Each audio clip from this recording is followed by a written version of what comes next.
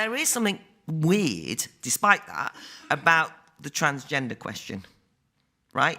There is something going on that's beyond the sort of liberation of fluidity. Something else seems to have happened, where many young people in this country now, there's a percentage increase in the number registering for clinical interventions on transgender questions has increased enormously. There's a certain fashion in schools of some sort, and it's a nerve-wracking business. If you're going to get no platformed in this country at university, you know, Germaine Greer-like, regardless of what one thinks of Germaine Greer, the point is you only have to touch on this question.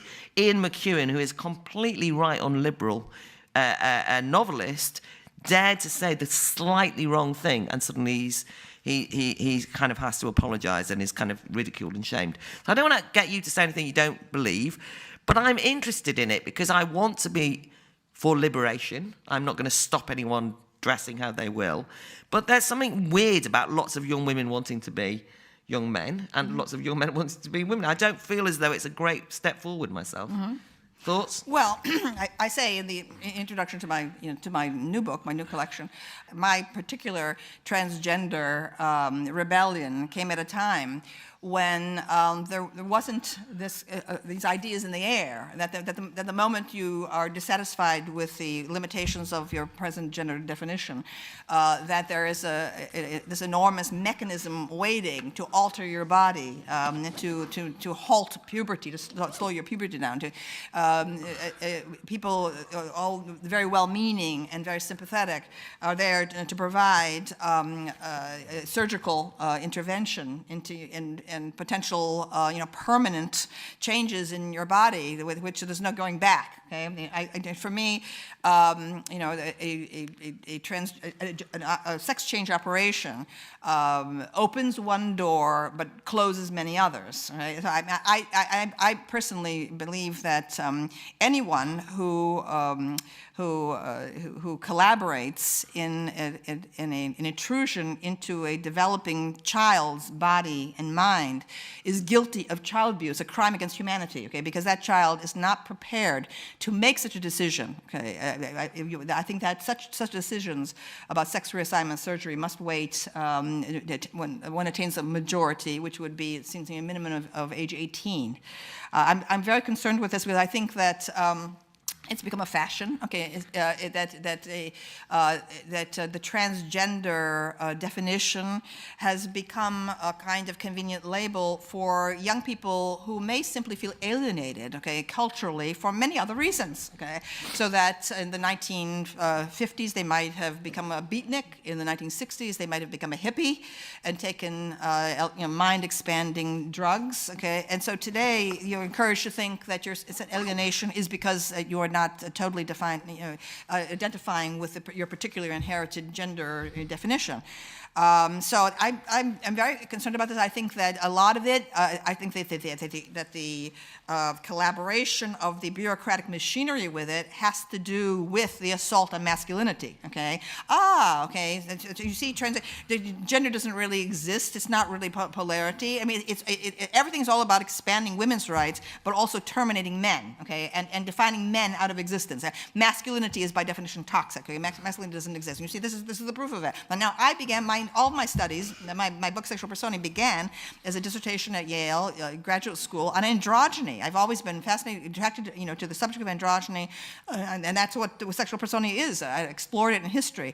But the more I explored it, I realized that that historically the movement toward androgyny occurs in late phases of culture, okay, as a civilization is starting to unravel, okay, and that you can find it again and again and again through history in the Greek art, okay, you can see it happening. All of a sudden, okay, there's a kind of there's the sculptures of handsome nude young men athletes that used to be very robust, okay, in the archaic period suddenly began to seem like wet noodles, okay, toward the end, okay, and that the people who live in such periods, a late phase of culture, whether it's the Hellenistic era, whether it's the Roman Empire, whether it's the mauve decade of Oscar Wilde in the 1890s, whether it's Weimar Germany. People who live at such times, okay, feel that they're very sophisticated, they're very cosmopolitan, okay, homosexuality, heterosexuality, so what, anything goes, and so on. All right, and so,